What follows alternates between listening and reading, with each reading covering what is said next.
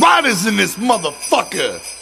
The holidays? Shit. That means 12 days of fuck you. Riders for life.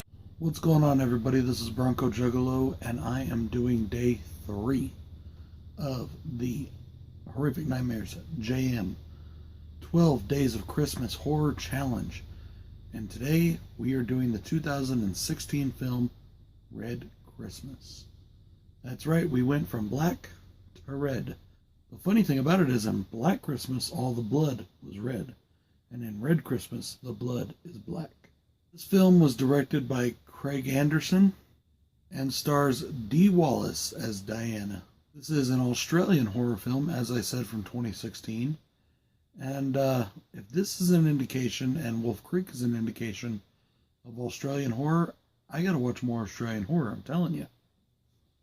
So, yeah, this was a good one. I really enjoyed this one.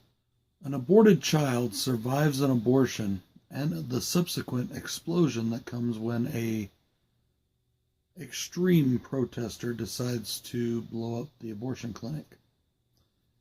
The child is then taken and raised by said extremist, who just happens to be a religious nut. 20 years later, he goes looking for his family, and he shows up at their annual Christmas gathering. The entire family is in one place, and he decides to find his mommy. Well, he gets rejected by said family and decides he's going to do a little bit of revenging. Is revenging a verb? Can I use it in such way? I don't know, but we're going to. This is a movie that was universally panned by critics. They called it gory and offensive, humorless. A movie that has no clear-cut ideology or agenda that it shows or pushes. It is a convoluted mess, and you don't know what the message is to this film. I don't care what the message is to this film. It was fucking entertaining. That's the fucking message. It was fun. So, starting with my cons, because I only have one. A lot of the secondary characters, your two main characters are Diana and our killer. Those are our two main characters. All the characters around Diana, I like Joe. Joe was cool. And I like Jerry. Jerry is Diana's youngest son who has Down syndrome, and Joe is her brother. Her husband is dead, and both of her daughters and their husbands are with them for Christmas. All 4 of them are annoying as fuck. They're just dumb. They're the exact opposite ranges of the spectrum. One of the son-in-laws is a pastor, and his wife, she's an uptight, prudish bitch. On this side, the son-in-law is pretty much just a tool, and his wife does everything she can to go against, let's call it a biblical sense of morality. I don't know, whatever. But basically, the two sisters are the exact opposite. They're on the way total opposite sides of the spectrum. And it gets really fucking annoying. And both of their husbands are really just kind of worthless. Neither one of them have very much in the way of balls, in my opinion. I guess that, I think it's Sarah's husband, or whatever her name is. He steps up a little bit. The one that's the pastor, he kind of steps up a little bit.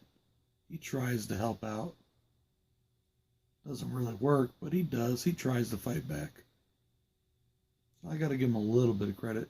But still, they were all just really annoying. All 4 of those particular characters were very annoying. But that is my only actual con for this film. Going into specific pros, we have the gore. Now, there wasn't a lot of entry wound kind of stuff going on here. A lot of it was cutaway, not really cutaway, but it was you saw a lot of blood splash and splatter and the after effect more than you saw the actual act. And a lot of times I don't like that, but here it seemed to really work. It seemed there was just as much blood and gore without seeing completely every little detail.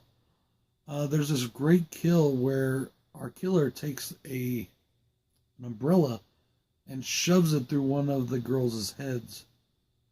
And then she falls, and the umbrella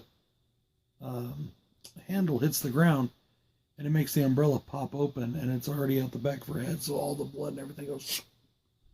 And that's pretty cool. There's another great kill where he takes an axe and he splits this teenage girl.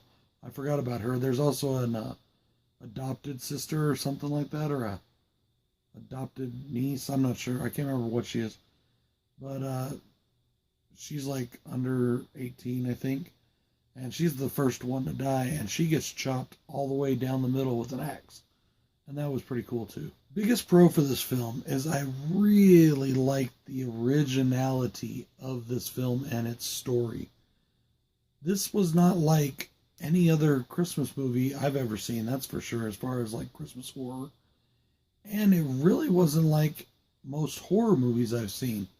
Very original story here. I really enjoyed that, too. I thought it was very well written, very well executed, very well done, and just an overall great theme. And the last specific pro I want to talk about is the lighting of this film. The killer turns off the power, and when they get the power back on, it's not like your normal lights, like we have in our houses with light bulbs, but it's all the Christmas lights that have lit everything. And it has this really cool effect on it. It's like everything looks blue or pink or green or red.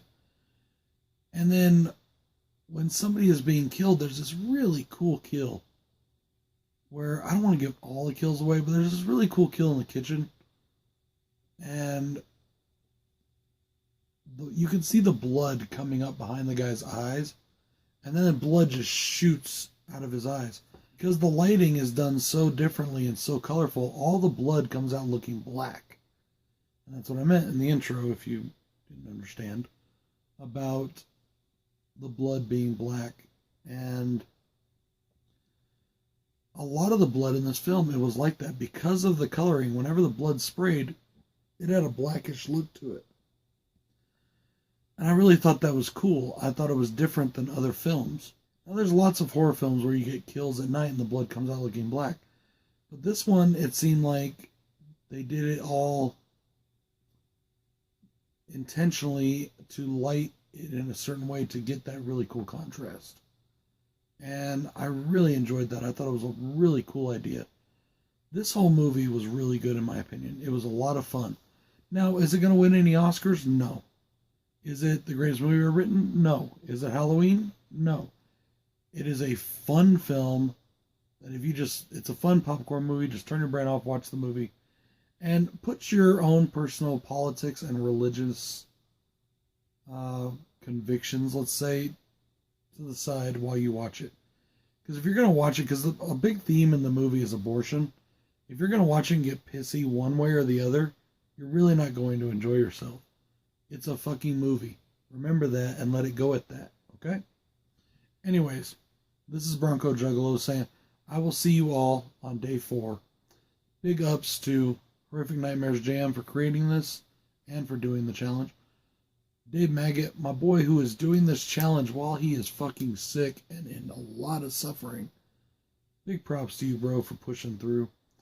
Horror Fan 34, great reviews as always. Good job on the challenge. All you guys are doing awesome so far. Let's keep it rolling. This is Bronco Juggalo saying peace. Happy holidays, y'all. Give me a gift. Let me sing a little jingle while you drink that fifth. Jingle bell. Tell Santa that he better stop frontin' it. Cookie eating motherfucker, never leaving nothing. But this year I swear I won't let it happen. Slay gifts